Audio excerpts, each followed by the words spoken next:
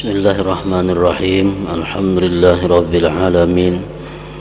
Wassalatu wassalamu ala asyrafil anbiya wal mursalin sayyidina maulana Muhammadin wa ala alihi wa sahbihi ajma'in. Qala al-musannif al-imam hujjatul Islam Abu Hamid Muhammad bin Muhammad al-Ghazali rahimahullah wa nafa'ana bi ulumih. Bayanu aqawilis syuyukh bil ikhlas. Qala as-Susi al-ikhlasu faqdu ru'yatil ikhlas. Fa inna man syahada bi ikhlasihil ikhlasa faqad ihtaja ikhlasuhu ila ikhlas. Wa ma dzakarahu isyaratun ila tasbiyatil amali 'anil ujubi bil fi'il. Fa innal iltifata ilal ikhlas wan nazara ilai ujubun wa huwa min jumlatil afat wal khalisu ma safa an jami'il afat fa hadza ta'arrada li afatin wahidah. Wa qala Sahlun rahimahullahu ta'ala al ikhlasu ay yakuna sukunul abdi wa harakatuhu lillahi ta'ala khassah. Wa hadhihi kalimatun jami'atun muhitatun bil gharad. Wa fi ma'nahu qawlu Ibrahim ibni Adham al ikhlasu sidqun niyyati ma'allahi ta'ala.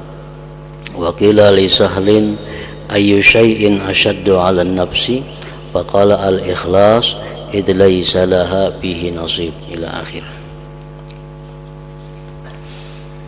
Penjelasan tentang pendapat para masyayikh, para guru-guru tentang pengertian ikhlas. Banyak pendapat, perkataan-perkataan para ulama yang menjelaskan tentang ikhlas itu apa, sesuai dengan makam dan kedudukan mereka.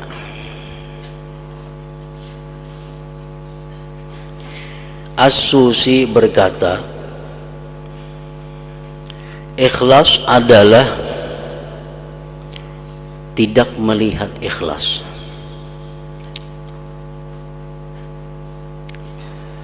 Karena sesungguhnya orang yang menyaksikan dalam keikhlasannya akan ikhlas, maka keikhlasannya memerlukan kepada ikhlas yang lain. Nah, ini salah satu pendapat daripada ulama. Beliau mengatakan bahwa ikhlas itu adalah apabila kita tidak melihat diri kita ikhlas.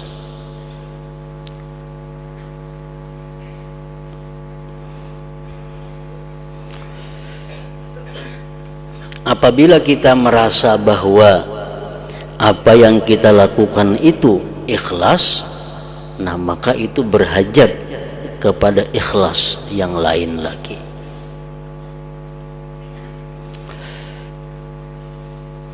Nah, jadi di sini artinya setiap kali kita melakukan ibadah atau taat kepada Allah, jangan sekali-kali kita merasakan bahwa kita telah ikhlas melakukannya.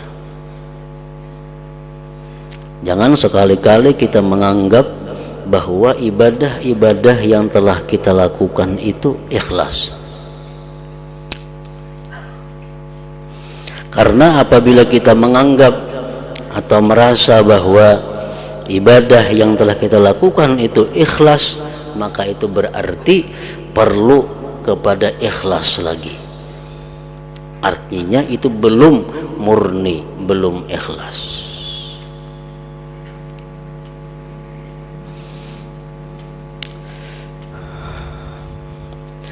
Jadi setiap kali kita melakukan ibadah,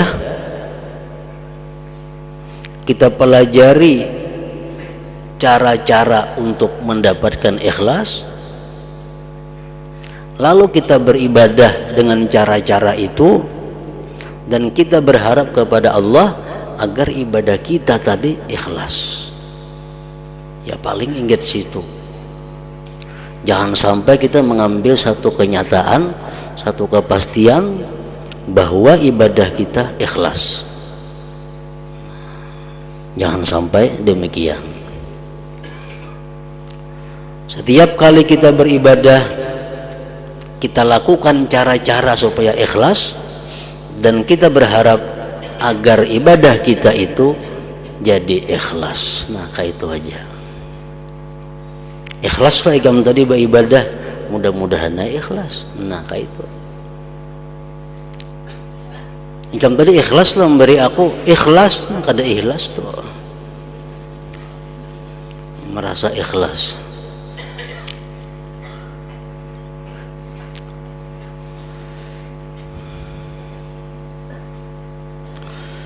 Apa yang disebutkannya itu, ujar Imam Ghazali mengomentari pendapat As-Susi tadi, apa yang disebutkannya itu memberi isyarat kepada membersihkan amal dari ujub dengan perbuatan.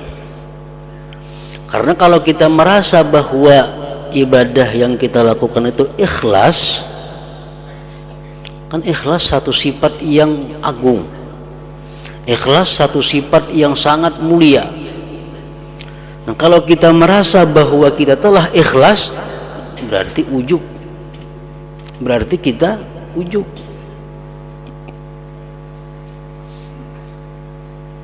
Sesungguhnya menoleh kepada ikhlas dan melihat kepadanya ikhlas adalah ujub.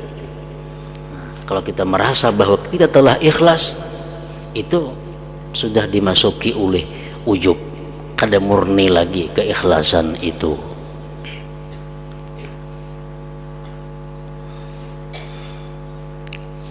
Dan itu ujub termasuk dari jumlah penyakit-penyakit yang merusak amal, yang merusak kemurnian atau keikhlasan ibadah.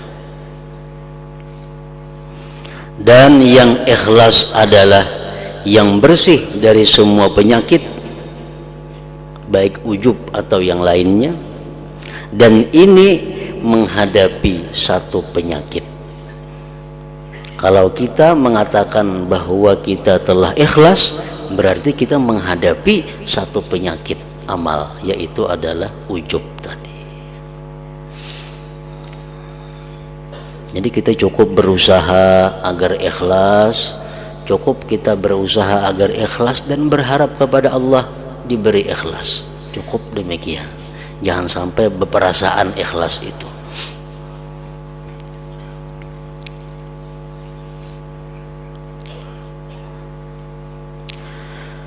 Sahal rahimahullah ta'ala berkata, Imam Sahal, ikhlas, ujar Sahal, lain lagi lawan di atas tadi pulang. Ikhlas adalah diamnya hamba, diamnya seseorang, dan gerakan-gerakannya karena Allah Ta'ala secara khusus. Nah, orang yang bergerak, orang yang berdiam semata-mata karena Allah. Artinya karena Allah itu baik karena takut kepada Allah, atau karena mengharap ridha Allah, atau karena mengagungkan Allah, atau karena menghendaki kedekatan kepada Allah, atau semata-mata menjunjung perintah Allah. Inya bergerak karena Allah, berdiam kada bergerak karena Allah juga. Bila kawa demikian itu, ujar Sahal mengatakan, maka itulah yang dinamakan ikhlas. Ini pendapat dari Imam Sahal. Imam Ghazali mengomentari pendapat Sahal tadi. Ujar Imam Ghazali, ini adalah kalimat yang menghimpun serta meliputi dengan yang dimaksud. Nah, pendapat Sahal ini cukup komplit, cukup sempurna untuk menjelaskan tentang pengertian ikhlas tadi, bahwa seseorang bergerak dan berdiam karena Allah.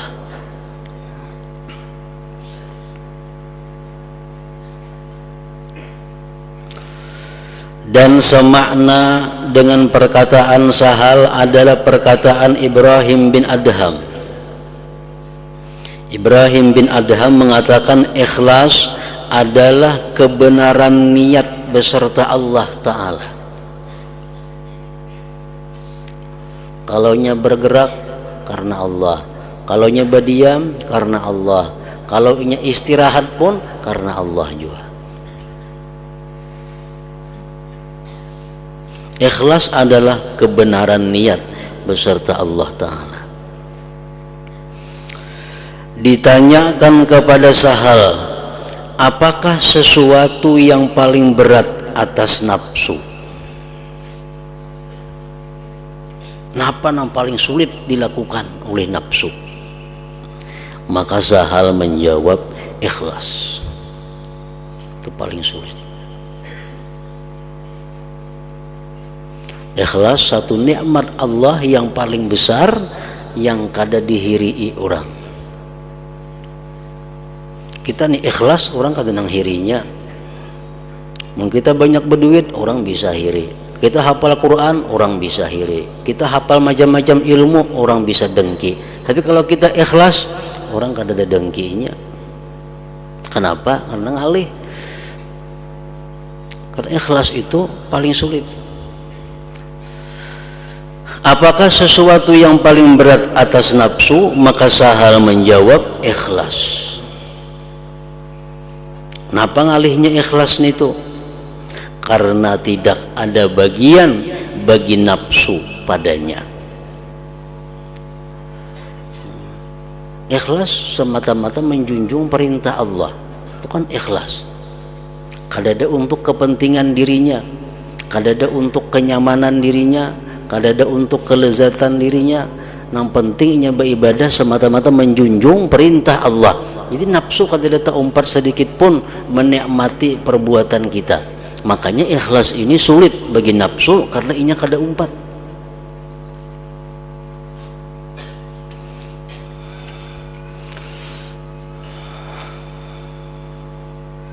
Ruwaim berkata, ikhlas dalam amal adalah bahwa pelakunya tidak menghendaki imbalan atas perbuatan itu pada dua negeri, dunia dan akhirat. Ini kada menghendaki imbalan apa-apa. Kada hendak masuk surga, tujuannya beribadah. Kada hendak supaya selamat bahagia dalam dunia, kada ada juga. Dia beribadah semata-mata menjunjung perintah Allah. Kada ada menghendaki balasan baik di dunia atau akhirat. Nah itu ikhlas, ujar Ruwaim tadi.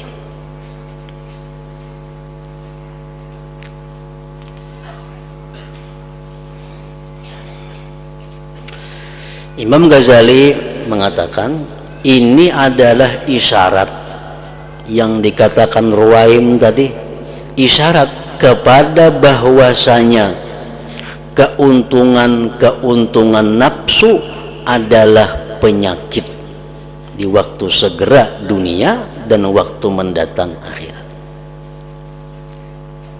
Kalau kita beribadah kepada Allah dengan tujuan supaya sugih, ini jelas sudah penyakit.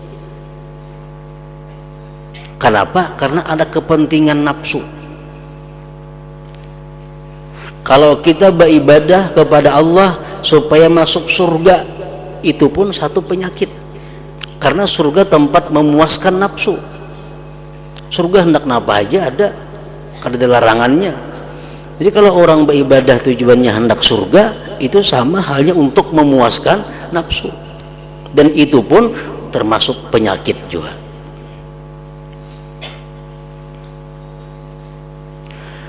Dan orang yang beribadah untuk memperoleh kenikmatan diri dengan nafsu syahwat di surga adalah orang yang sakit.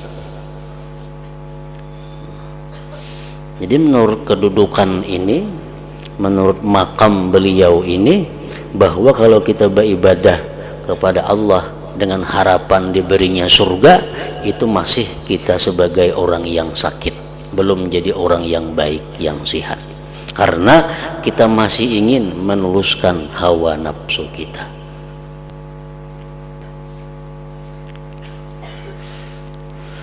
Bahkan menurut hakikat sebenarnya bahwa tidak dikehendaki dengan amal itu selain zat Allah Ta'ala. Nah itu yang bujur-bujur ikhlas ngarannya.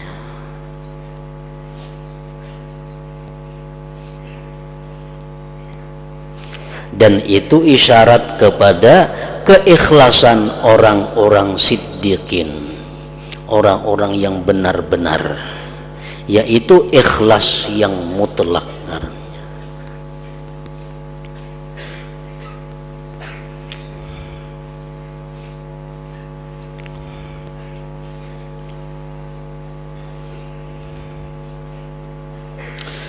Adapun orang yang beramal karena mengharapkan surga dan takut neraka, maka ia adalah orang yang ikhlas jua ngarannya.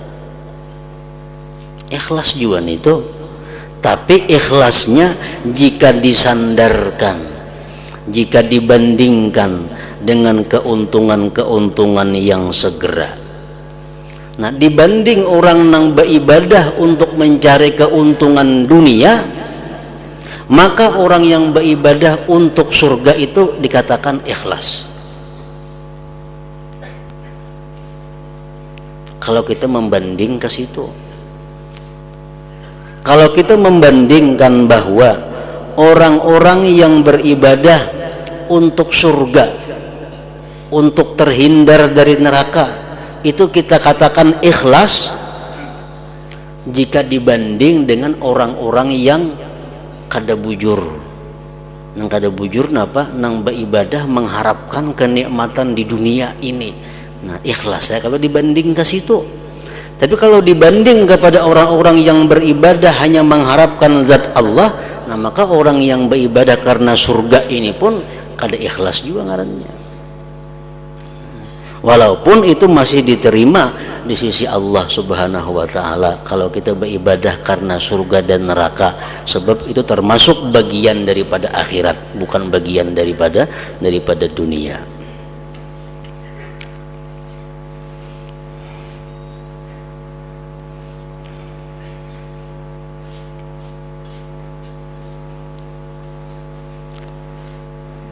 Dan hanya saja yang dicari yang benar bagi orang-orang yang mempunyai akal adalah zat Allah Ta'ala saja.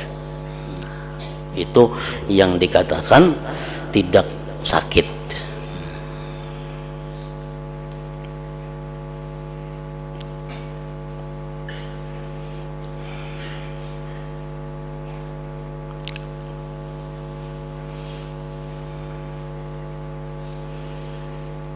Ini di kalangan orang-orang yang umum itu masih bisa Allah memaafkan, Allah masih bisa menerima kalau kita beribadah mengharapkan surga.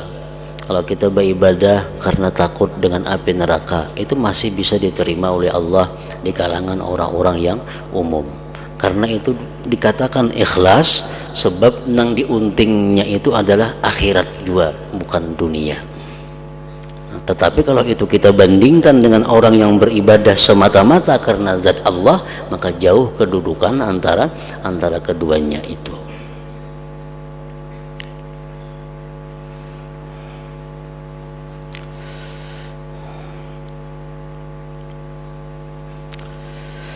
Dan ada yang mengatakan, ada sedikit salah tulisannya, dan ada yang mengatakan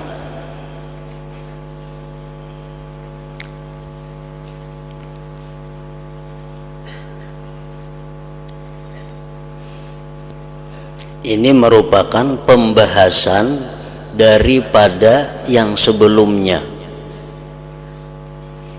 Tadi disebutkan bahwa Yang ikhlas itu adalah orang yang tidak ada berkepentingan dengan apa-apa selain Allah.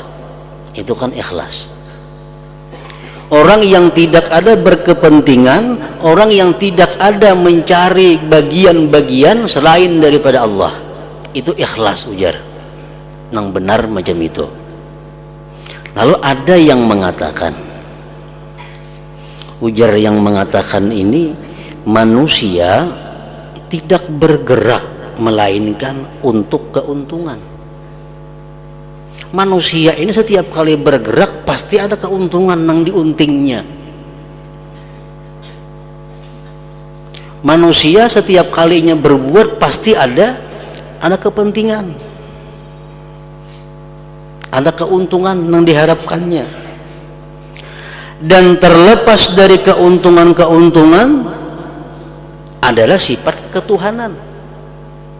Sedangkan orang yang berbuat kadang mencari keuntungan itu hanya Allah. Mana mau manusia? Manusia setiap kalinya berbuat pasti mencari keuntungan.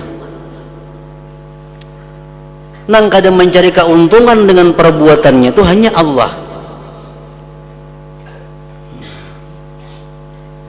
Dan barang siapa mendakwa demikian, maka ia kafir. Nah, ada yang mengatakan demikian.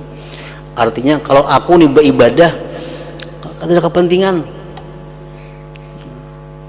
aku beribadah tidak mengharapkan apa-apa, hanya yang kutuju Allah semata, kada ada kepentingan itu ini kada ada, yang kuharap hanya Allah. Ada yang mengatakan itu kafir. Kenapa? Karena manusia itu bergerak beribadah pasti ada keuntungan yang dicarinya. Kalau macam itu menyamai sifat Tuhan ngarannya. Menyamai sifat Tuhan itu kafir.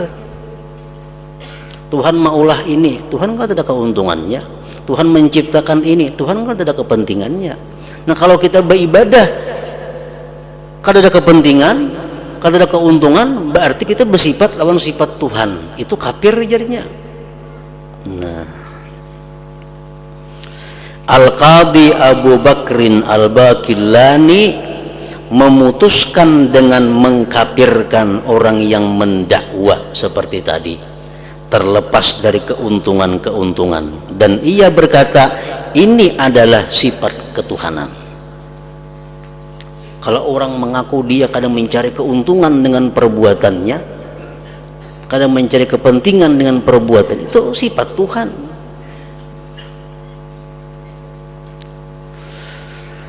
Nah, lalu Imam Ghazali menjelaskan, Imam Ghazali menguraikan.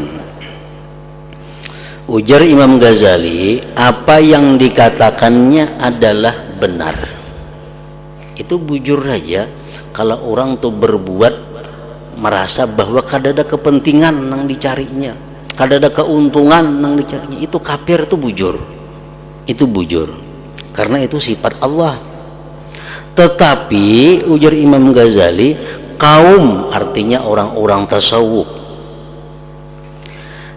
hanya saja menghendaki dengan demikian itu adalah terlepas dari apa yang dinamakan oleh manusia keuntungan-keuntungan, yaitu syahwat-syahwat yang disifati dalam surga saja. Itu maksudnya. Inya beribadah itu kadang mencari keuntungan, maksudnya keuntungan-keuntungan yang sifatnya menunaikan syahwat di dalam surga itu. Inya beribadah bukan karena hendak bidadari, inya beribadah bukan karena hendak makanan-makanan yang banyak di surga, kada itu. Nah, dimaksudkan keuntungan-keuntungan itu ujar Imam Ghazali adalah keuntungan-keuntungan yang dinamakan dengan syahwat. Jadi orang-orang yang ikhlas itu orang-orang yang beribadah tanpa mencari keuntungan. Artinya keuntungan-keuntungan yang sifatnya syahwat, syahwat perut dan faraj, yang mana itu akan komplit ada di dalam surga. Adapun memperoleh kelezatan dengan semata-mata ma'rifah, munajat, dan memandang kepada zat Allah Ta'ala, maka ini adalah keuntungan mereka. Ini keuntungan mereka di situ.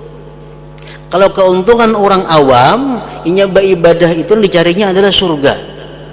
Kenapa? Di surga nyaman makan, nyaman kawin, nyaman itu semuaan nyaman. Itu orang awam. Nah, kalau orang-orang yang sudah punya ilmu, ini beribadah bukan mencari keuntungan itu, keuntungan lain seperti memandang zat Allah. Nah, seperti munajat, lezatnya munajat kepada Allah, lezatnya berzikir kepada Allah, keuntungan itu yang dicarinya. Dan ini tidak dianggap oleh manusia suatu keuntungan. Biasanya orang lezatnya berzikir itu dianggap karena keuntungan oleh manusia. Bahkan mereka merasa heran kepadanya. Orang tuh berzikir padahal kan nyamannya, heran.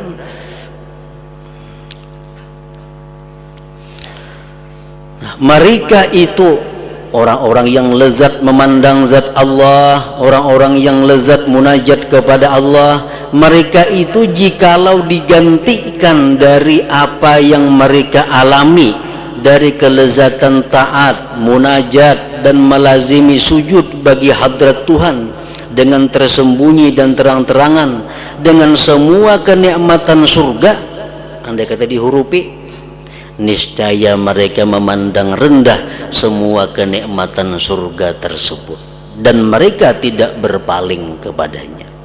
Jauh lebih nyaman kelezatan bertemu dengan Allah Subhanahu wa ta'ala itu. Maka gerakan mereka itu, ibadahnya mereka itu, taatnya mereka itu karena keuntungan, dan taat mereka itu karena keuntungan juga. Tetapi keuntungan mereka adalah orang yang disembah mereka saja, bukan yang lainnya. Keuntungan mereka adalah langsung berhubungan dengan zat yang disembah. Sedangkan keuntungan beribadahnya orang awam dengan ciptaan-ciptaan orang yang disembah seperti surga, bidadari dan kenikmatan lain-lainnya.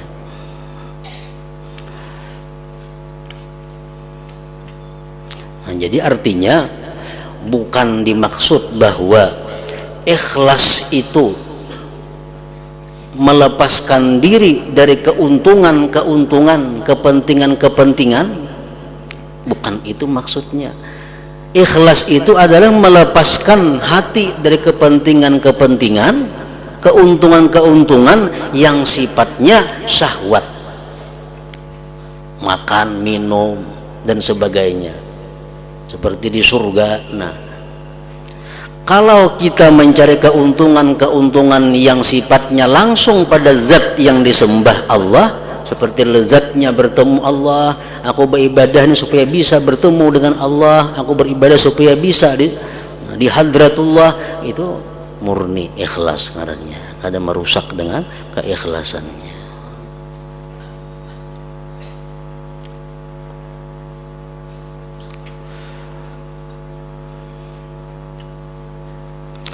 Abu Usman berkata, menjelaskan tentang ikhlas. Ikhlas Jarsidin adalah melupakan melihat makhluk dengan terus-menerus memandang kepada Khalik saja. Itu ikhlas. Jangan memikirkan makhluk, beribadah terus hanya kepada Allah. Ini adalah isyarat kepada penyakit riya saja. Karena kalau kita memandang kepada makhluk, masuk riya ngarannya. Karena itulah sebagian mereka berkata ikhlas dalam beramal adalah bahwa syaitan tidak melihat kepadanya lalu merusaknya, dan malaikat tidak melihat kepadanya lalu mencatatnya. Sesungguhnya itu, ujar Imam Ghazali, memberi isyarat kepada semata-mata menyembunyikannya.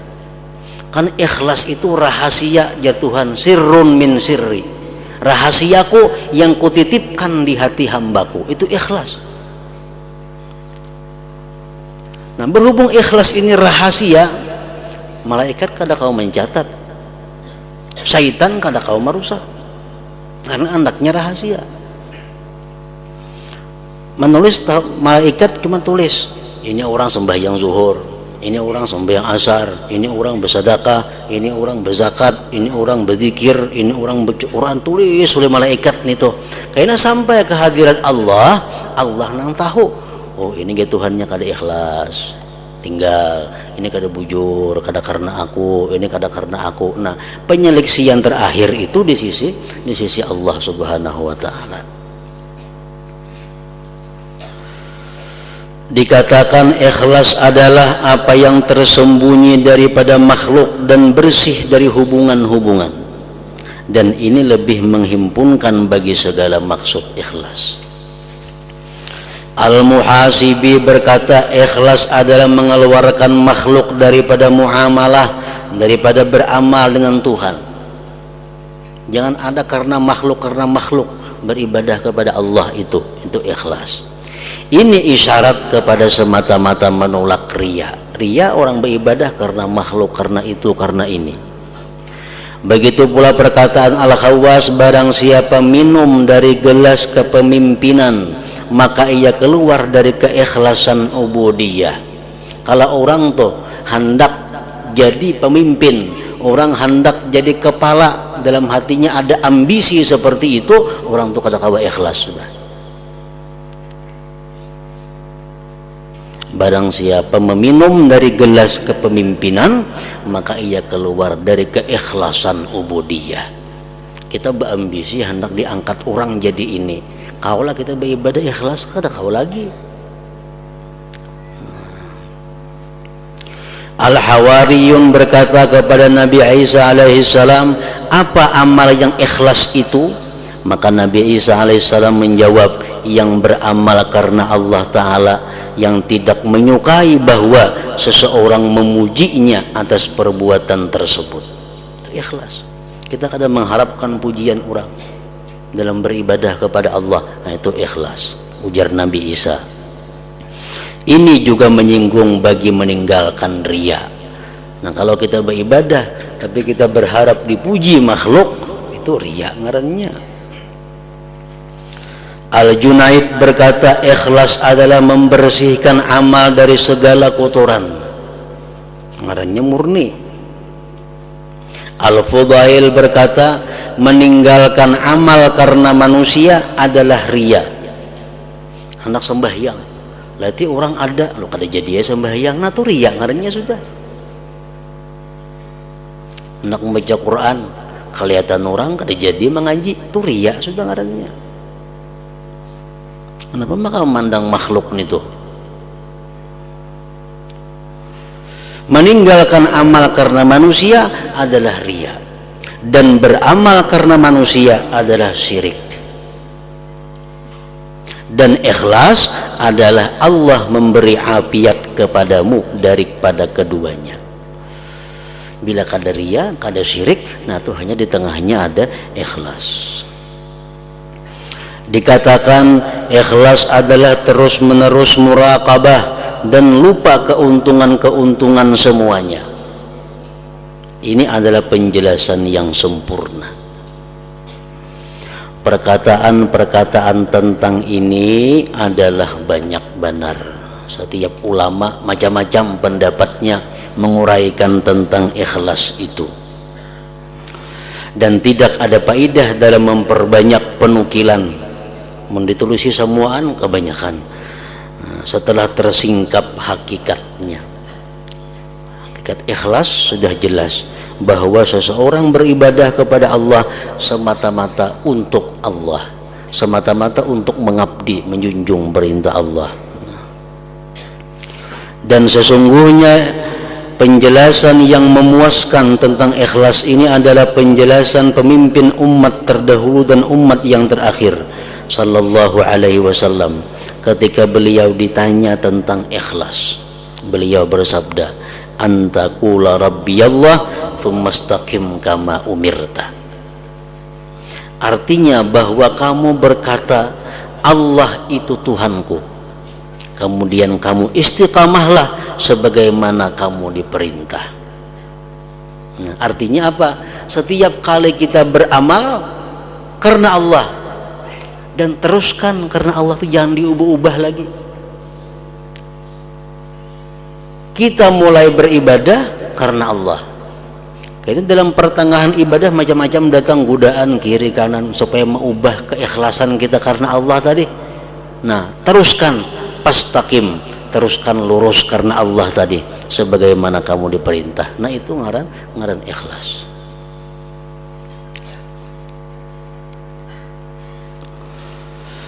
Antakula Rabbi Allah tsumma istaqim kama umirta, artinya bahwa kamu berkata Allah itu Tuhanku, kemudian kamu istiqamahlah sebagaimana kamu diperintah.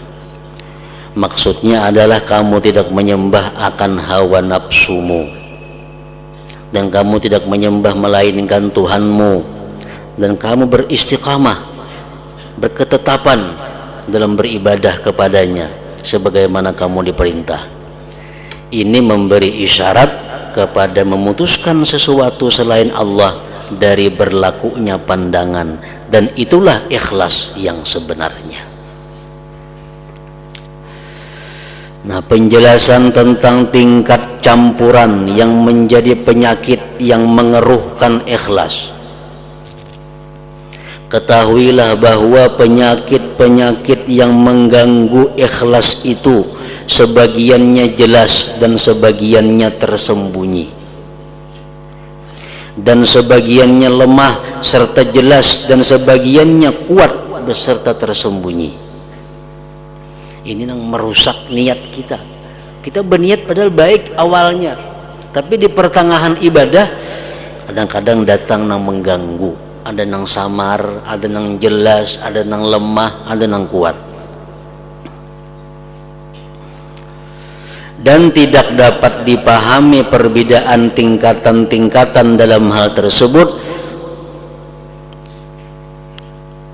dalam hal tersembunyi dan jelas, melainkan dengan contoh.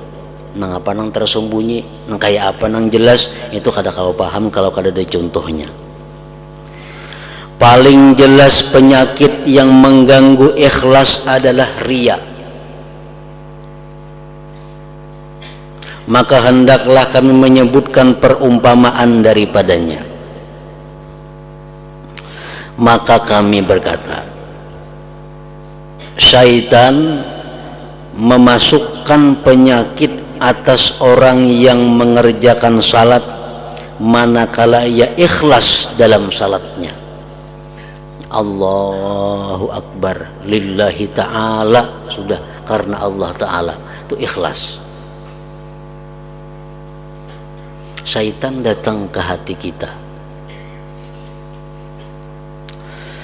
Nah kemudian suatu jamaah memandang kepadanya atau orang masuk kepadanya.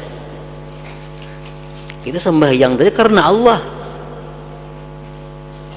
Datang ada orang, lalu syaitan berkata kepadanya, membisiki nang sembahyang nih, ya syaitan, baguskanlah salatmu, baik-baik kan sembahyang tuh ada orang di belakang tuh, baguskanlah salatmu, sehingga orang yang hadir ini, ya syaitan melihat ini memandang kepadamu dengan pandangan kewibawaan dan kesalihan, dan ia tidak memandang hina dan tidak menggibahmu.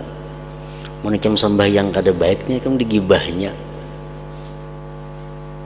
dibisikinya hati yang sembahyang tadi, padahal awalnya ikhlas ini sembahyang.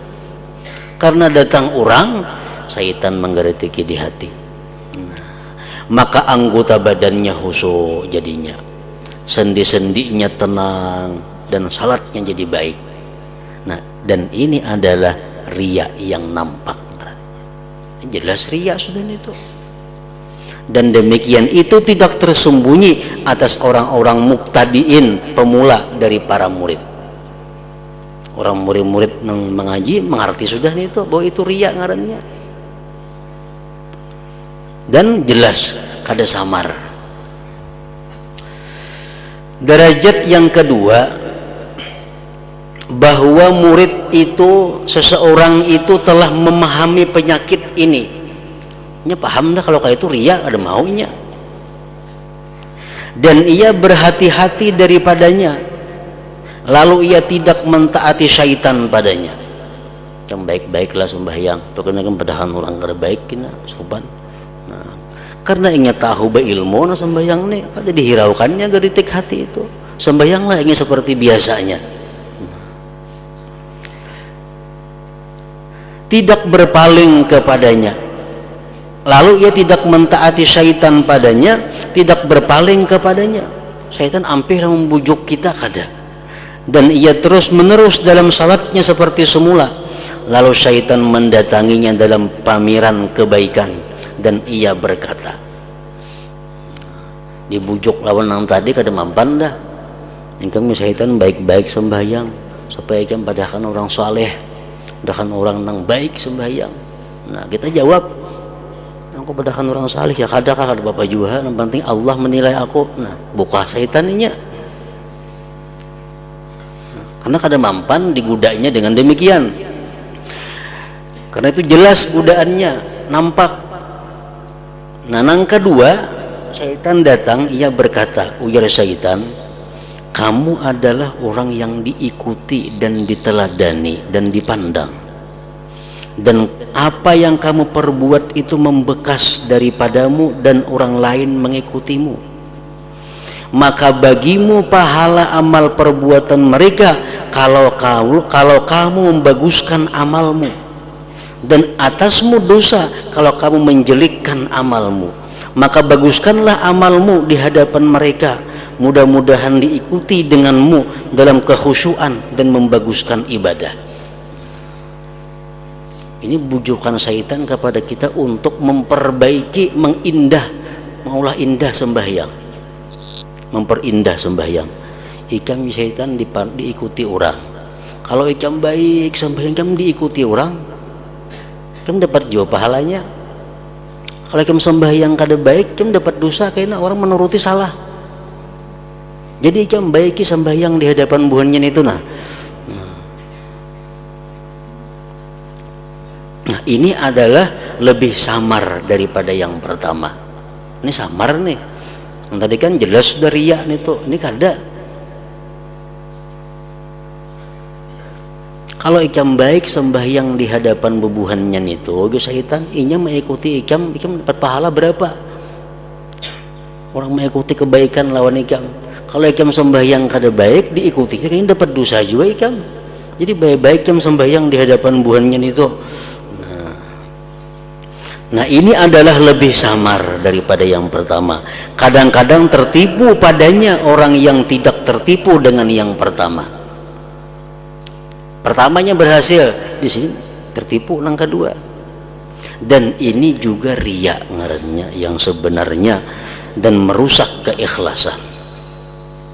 Sesungguhnya kalau ia seseorang yang sembahyang tadi melihat khusyuk dan bagus ibadah itu kebaikan, ia tidak ridha meninggalkannya bagi orang lain.